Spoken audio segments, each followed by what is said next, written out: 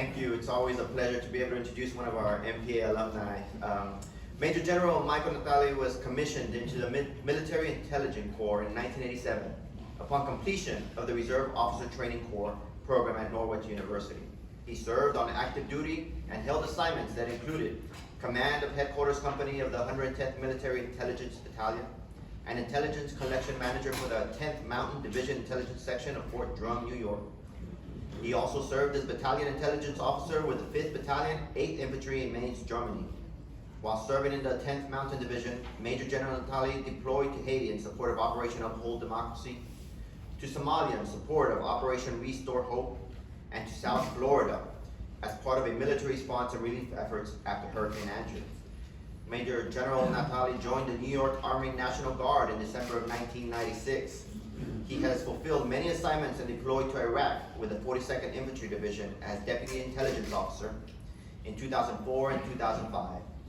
His active duty Guardsman assignments included Assistant Chief of Staff for Intelligence for the 42nd Infantry Division, Commander of the New York National Guard Counter-Drug Task Force, and Dual Status Commander for New York in support of the Department of Defense COVID-19 pandemic response. Major General Natali is a graduate of the Military Intelligence Officer Basic and Advanced Courses, the Signals Intelligence Course, the Command and General Staff College, the Military Intelligence and Infantry Pre-Command Forces, and the United States Army War College.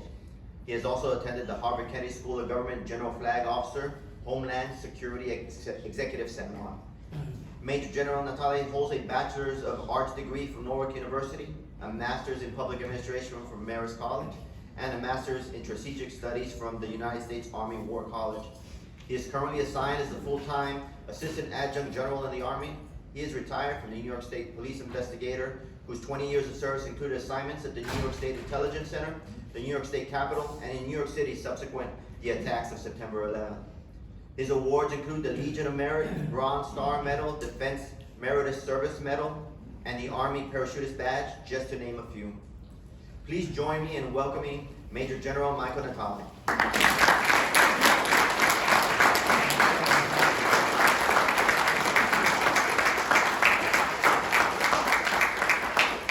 Good afternoon, everybody.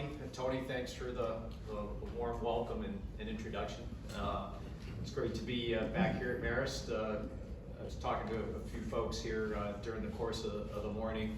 I was a graduate of the program that was initiated. It was mostly conducted at New York State Police Academy. I got to spend a few weekends doing the culminating study down here, but just great to be back here again today and to see some familiar faces from Marist and from some of my veterans buddies here from the New York Army National Guard that I've served with in the past. So what I'd like to do this afternoon, tell you a little bit about what the New York National Guard has been up to the past few years, what it means to us to serve, and what Veterans Day really means to us as New York Army National Guards, New York Air National Guardsmen. So, faculty, staff, students, alumni, veterans, good afternoon. It's my sincere privilege and honor to be here to speak to you all during this Veterans Day observance. On November 11th, 1918, the First World War ended. The following year, in our country, that day came to be known as Armistice Day. In others, it's Remembrance Day. At any rate, it was a day set aside to remember the sacrifices of the generation that fought the war to end all wars. Subsequent conflicts and sacrifices made by our servicemen and women caused that holiday to change to Veterans Day here in the United States.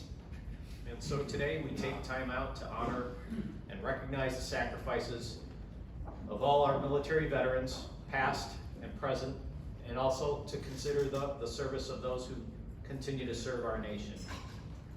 We also pause to reflect on those who we've lost in the cause of our nation and to thank our supportive families, our communities, and our support organizations for our veterans. What I've learned in my years of service is that we as soldiers are not alone in our service, and for that we are grateful.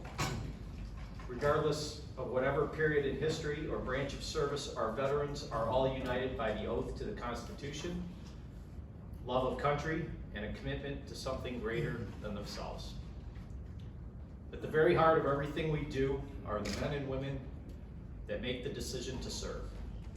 U.S. military service is derived from the concept and the traditions of the citizen soldier. The lineage of today's National Guard dates to 1636, when localities, counties, and states organized militias whose very existence depended on the volunteers that comprised them. Those organizations evolved and transformed throughout the history of our nation's conflicts. Our National Guard evolved as well and continues to respond to the state and to the nation's calls when needed. The last 20 plus years of worldwide deployments, as well as the countless missions in support of civil authority missions, illustrate the necessity of our National Guard as part of the total force.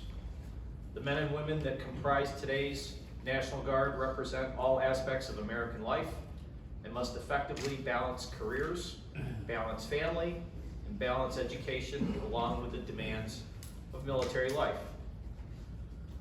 The missions they plan and take part in encompass the full spectrum.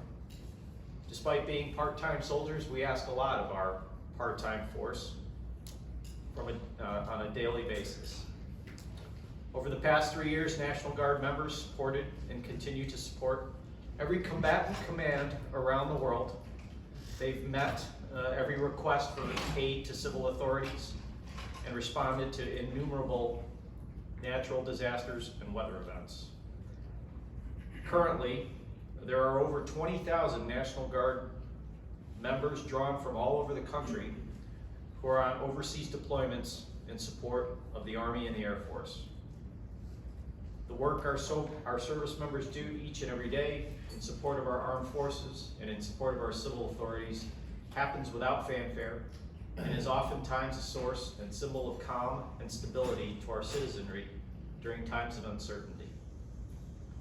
Our New York National Guard is comprised of approximately 19,000 service members and backed by a civilian workforce. Overall, New York has the 4th largest National Guard in the country.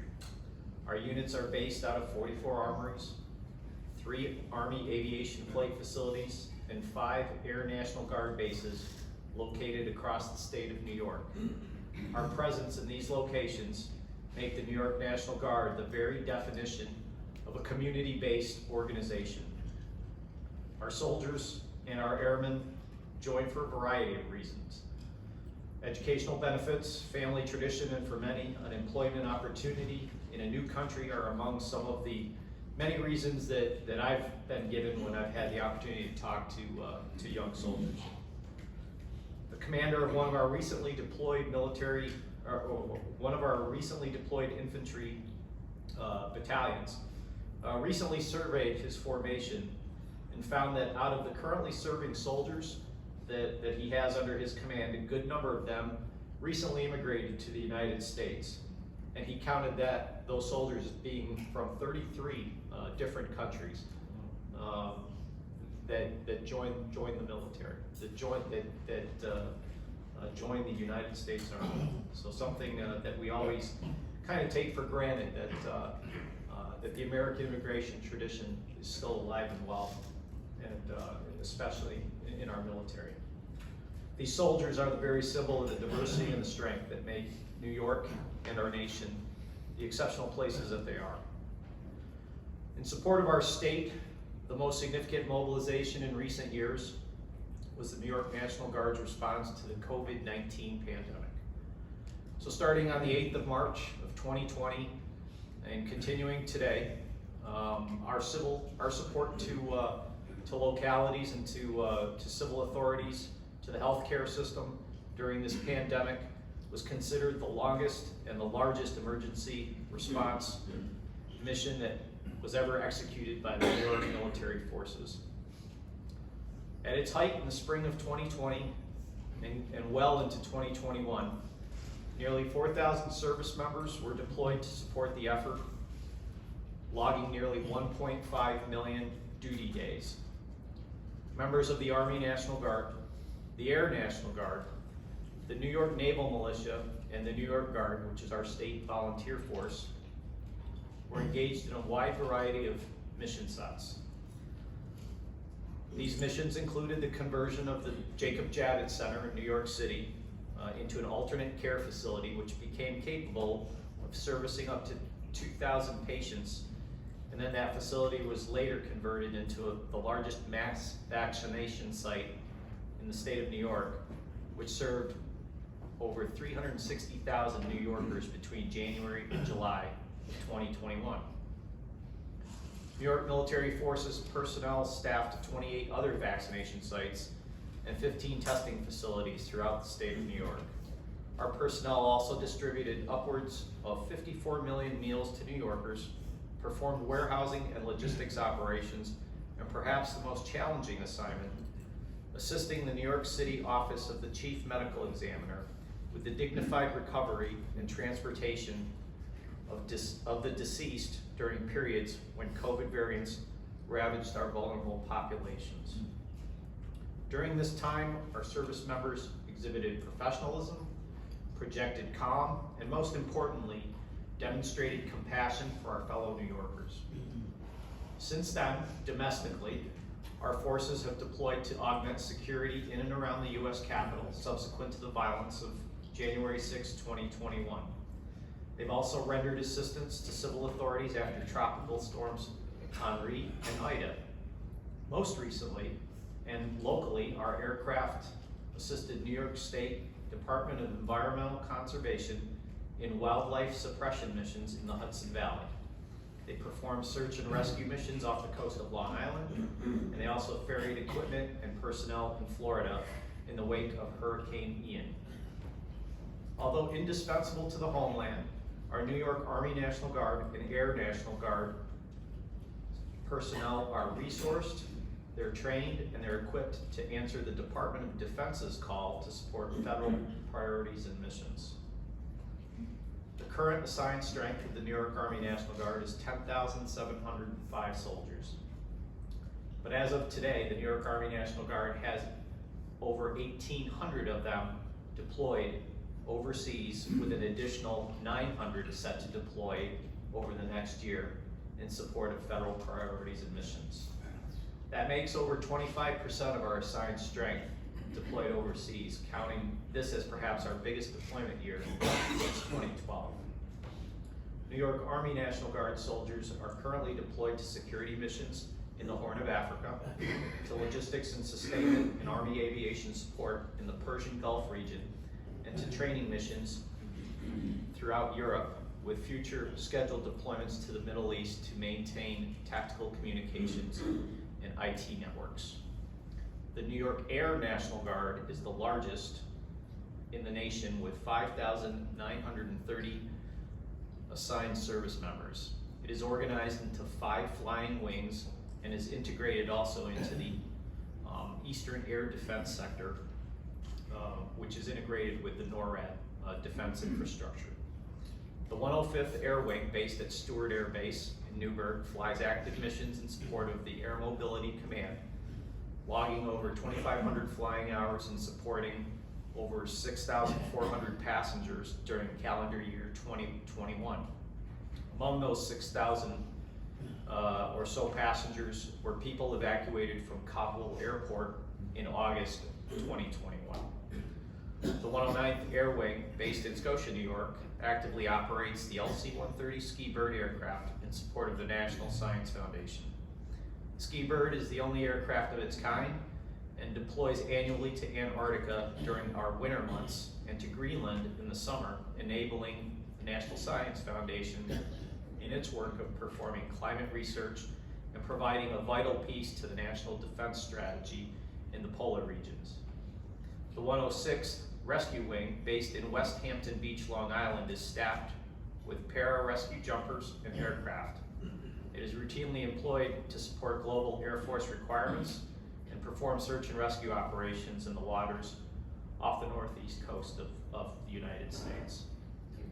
So the few missions and capabilities that I just covered provide just a snapshot of what our servicemen and women do each and every day for their respective service and for the people that we serve. Their service illustrates not only their individual commitment, but also proves how indispensable the National Guard is to the Department of Defense and to the National Defense Strategy.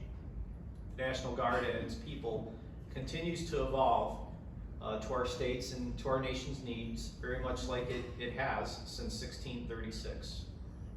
So to take a quote from probably one of our more famous National Guard soldiers in history, in the days following the First World War, Father Francis Duffy, who was the chaplain of the 69th Infantry Regiment, which was known as the Fighting Irish, wrote, quote, "Men pass away, but institutions survive.